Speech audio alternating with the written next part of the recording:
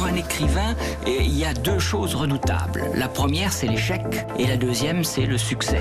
C'est dangereux un auteur qui parle de lui-même dans un livre. Europe 1. Un jour d'été, un livre. Quand vous le lisez et que ça me paraît bien, je me dis que ça doit être vraiment bien. On écrit pour que quelque chose subsiste. Ouvrir un livre et rentrer dedans quand c'est une belle histoire, c'est un merveilleux voyage pour pas un rond, quoi. Bonsoir Nicolas. Bonsoir François.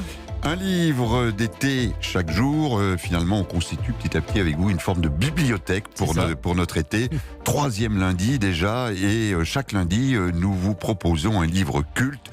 Aujourd'hui, Nicolas Caro, vous avez choisi le célèbre Portrait de Dorian Gray, signé bien sûr Oscar Wilde. Et oui, d'abord parce que c'est un chef-d'œuvre, et puis la collection Quarto chez Gallimard. Vous savez, la belle collection blanche qui rassemble une grande partie de l'œuvre d'un écrivain. Quarto donc publie Rien n'est beau que le vrai.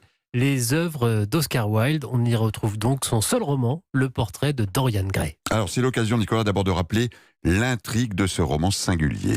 Nous sommes au 19e siècle à Londres. Dorian Gray est un jeune homme extrêmement beau, tellement beau que son ami le peintre Basil Hallward en est fasciné. Il réalise un portrait du dandy. Dorian contemple sa beauté sur le tableau et il se rend compte qu'un jour viendra où, je cite, son visage serait ridé et flétri, ses yeux éteints et ternis, sa gracieuse silhouette usée et déformée, le pourpre s'effacerait de ses joues et l'or disparaîtrait de sa chevelure.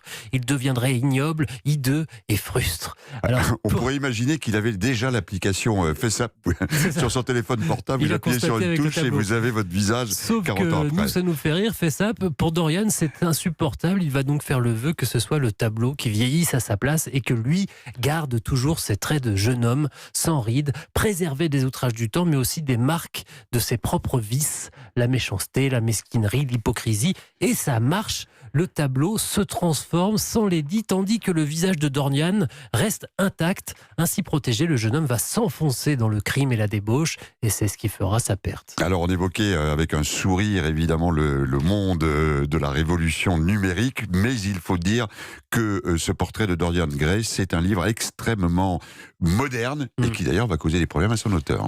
En 1890, Oscar Wilde publie d'abord son roman dans une revue américaine. Cette première version avait scandalisé la bonne société par ses allusions notamment à l'homosexualité, et encore le directeur du journal l'avait déjà en partie censuré. Le roman publié l'année d'après avait donc été encore allégé de ses provocations aux bonnes mœurs, n'est-ce pas? Homosexualité qui vaudra quelques années plus tard à Oscar Wilde d'être condamné à la prison. Il sera libéré, il se réfugiera à Paris. Il y mourra dans le dénuement le plus total en 1900, oublié de tous, mais sa littérature a survécu, il est admiré aujourd'hui et surtout, il est lu. Il faut donc relire le portrait ou lire le portrait de Dorian Gray.